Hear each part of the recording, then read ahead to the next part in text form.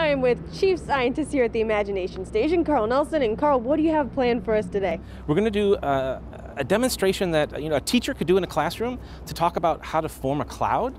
And we're actually going to make a cloud inside a bottle.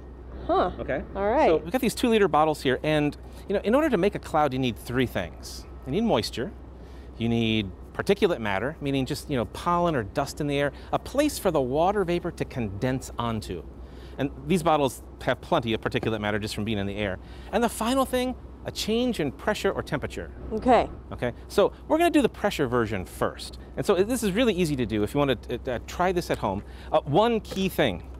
The one key thing that you need if you want to do it at home is I have a stopper and then a wheel stem. Okay, wheel stem here. Right through the middle. So you can pick these up at an auto store, you can get the cork or something, maybe use a wine bottle, or maybe you have a better way of doing it, I don't know. This works for me because this lets me pressurize the bottle, okay? So we're gonna use a little bit of isopropyl alcohol. So add your funnel to the top of your bottle there. And we're using the isopropyl alcohol because it turns into a vapor pretty quickly, and it just makes the demonstration a little bit more dramatic. You could certainly do this just with plain water. It's just a little bit harder to get the really cool cloud that we're going to form. That's what we want. We want to have a dramatic sort of change here. All right, so here's the technique. We've got liquid inside here, and if you want, you could even swish it around so we kind of build up lots of vapor inside. All right, we've got our moisture, we got our pumps. Here's the technique. Now this may be hot. I'll lean in and I'll let you pressurize that by just pressure, pressure, pressure. And we're going to look inside the bottle and we're going to wait for the cloud to form. Getting my workout in today. Now, you know what? I forgot to tell you. It's not going to form by adding pressure because we're actually heating up the air inside slightly right now. Oh, okay. What we want to do is suddenly release the pressure. Okay.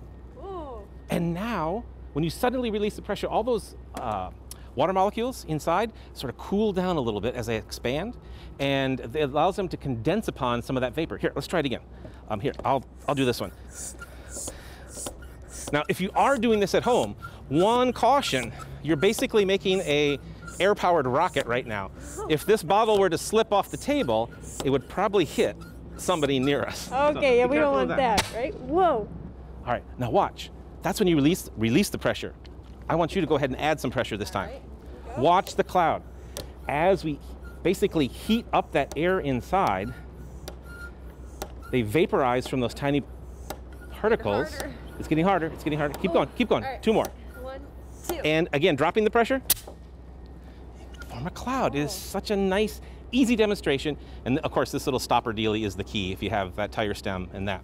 Now, that was pressurizing and sort of indirectly allowing the change in pressure to change the temperature of the gas inside. We can do that directly. We don't need all this stuff. We just need a bigger jug. All right, here we go. Point the handle towards you. You're going to do the shaking action. I have a little bit of water in there at the bottom, and that water vapor we're going to turn into, we're actually going to use that water and the vapor above it. We're going to cool that vapor down by adding liquid nitrogen. This stuff is 320 degrees below zero. And I'm just going to pour a little bit in the top. Okay. Don't shake it quite yet. I can't see because we're making a cloud, right? We're actually cooling the water vapor outside. But I want to do it inside the jug. So we're going to pour some down in there. Now go ahead and grab the jug and shake it really quick, really hard. Whoa!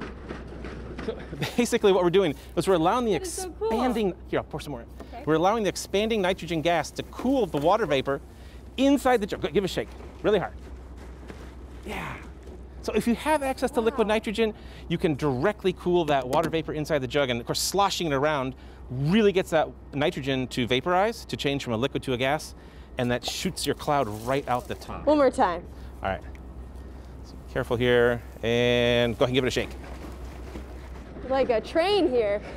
Smoke coming out, very cool. So again, it's all about cooling down the water vapor in the air and allowing it to condense onto that particulate matter. 3 things for a cloud. All right, 3 things for a cloud. And we can do some experiments like this at home by going to your website, getting some ideas for activities. We're not open right yet, but we have at-home science on our website, imaginationstationtoledo.org, all sorts of stuff similar to this, things that you can do at home with just simple stuff maybe from your pantry. So check it out. Good to know. Carl, thanks so much. And that's how you imagine it.